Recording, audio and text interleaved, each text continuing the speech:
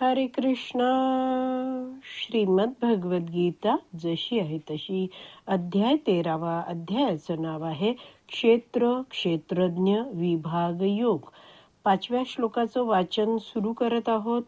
त्याआधी श्रील प्रभुपादांना प्रार्थना करूया. हे श्रील प्रभुपाद, आम्ही भगवद्गीता हा ग्रंथ वाचून समजून घेण्याचा प्रयत्न करीत आहोत. त्यासाठी आम्हाला आशीर्वाद द्या. धन्यवाद प्रभुपाद. श्लोक क्रमांक 5. भगवान श्रीकृष्ण अर्जुनाला म्हणत आहेत, ऋषीभिः बहुधा गीतम छंदोभिः विविधैः पृथक् ब्रह्मसूत्र पदैः चैव हेतुर्मद्भिः विनिश्चितैः. भाषांतर. क्षेत्राचे आणि क्षेत्रज्ञाचे हे ज्ञान विविध ऋषींनी विविध वैदिक ग्रंथांमध्ये वर्णित केले आहे. विशेष करून हे ज्ञान सर्व कारण परिणामांसहित वेदांत सूत्रांमध्ये सर्व तथ्यांसहित प्रस्तुत करण्यात आले आहे. तर अर्जुनाने विचारलेल्या प्रश्नांना भगवंत उत्तर देत आहेत. आणि 4थ्या श्लोकात भगवंतांनी सांगितलं की क्षेत्र आणि त्याचं स्वरूप आणि क्षेत्रज्ञ ह्याविषयी मी संक्षिप्त रूपात तुला सांगतो आहे, सारांश रूपात सांगतो आहे. आणि त्याच संदर्भात हा पुढचा 5वा श्लोक आहे. शब्दशः अर्थ बघूया. ऋषीभिः बहुधा गीतम म्हणजे विविध ऋषींनी गीतम वर्णन केलेलं आहे. कशाबद्दल वर्णन केलं आहे? ज्याविषयी भगवंत 4थ्या श्लोकात म्हणतात त्या विषयांबद्दल. पुढे म्हटलं आहे छंदोभी विविध पृथक. तर पृथक म्हणजे विविध प्रकारे, विविध म्हणजे विविध छंदांनी, वैदिक मंत्रांनी सुद्धा या विषयाची माहिती दिली आहे. कुठे दिली आहे? ही छंदोभी हे वेदांमध्ये सगळे मंत्र देऊन ही माहिती दिलेली आहे. पुढे दुसरी ओळ आहे, त्यामध्ये म्हटलं आहे ब्रह्मसूत्र पदश्चैव. तर ब्रह्मसूत्र पद आहे वेदांताच्या सूत्रांद्वारे. वेदांत सूत्रांद्वारे म्हणजेच काय आहे? ब्रह्मसूत्र म्हणजेच वेदांत सूत्र. तर त्याद्वारे सुद्धा याची माहिती दिली आहे. आणि शेवटचे शब्द आहेत हेतू मद्भी विनिश्चिते. कारण आणि परिणामाद्वारे. विनिश्चिते म्हणजे निश्चितच. तर अशा प्रकारे या सर्व विषयांचं ज्ञान आहे ते कारण परिणामांसहित प्रस्तुत करण्यात आले आहे. गीताभूषण टीका आहे, ती वाचायला सुरू करूया.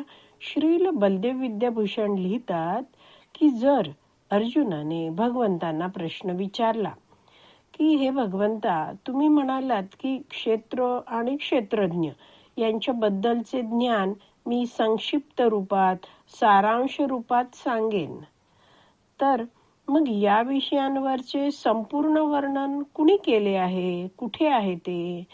तर या प्रश्नाला उत्तर म्हणून भगवंतांनी हा 5वा श्लोक सांगितला आहे. श्रील बलदेव विद्याभूषण पुढे लिहितात, क्षेत्राचे स्वरूप कसे असते याबद्दल पराशर आदी मुनींनी विस्ताराने वर्णन केले आहे. तर पराशर आदी म्हणजे काय? पराशर मुनी आणि इतर मुनींनी.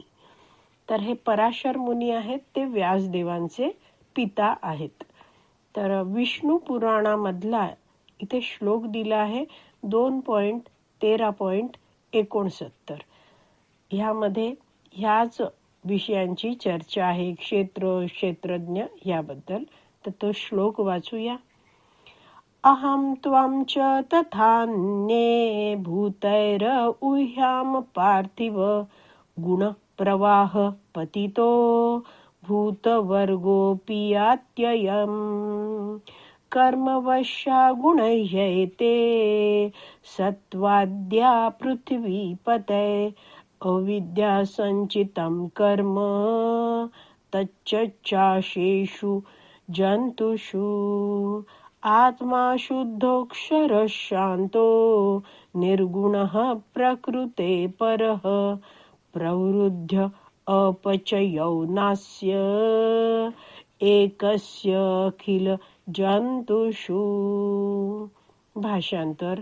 तुम्ही, मी आणि इतर सगळे जीव अर्थात आपण सगळे दिव्य आहोत.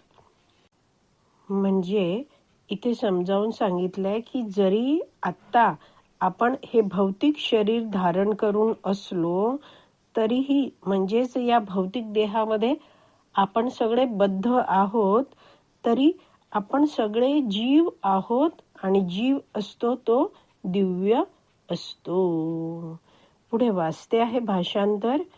आपल्या कर्मांनुसार आपण भौतिक प्रकृतीच्या 3 गुणांनी प्रभावित झालो आहोत. म्हणून काही जण उन्नत अवस्थेत तर काही जण खालच्या अवस्थेत आहेत. म्हणजे वेगवेगळे जीव वेगवेगळ्या योनीमधले शरीर धारण करून आहेत.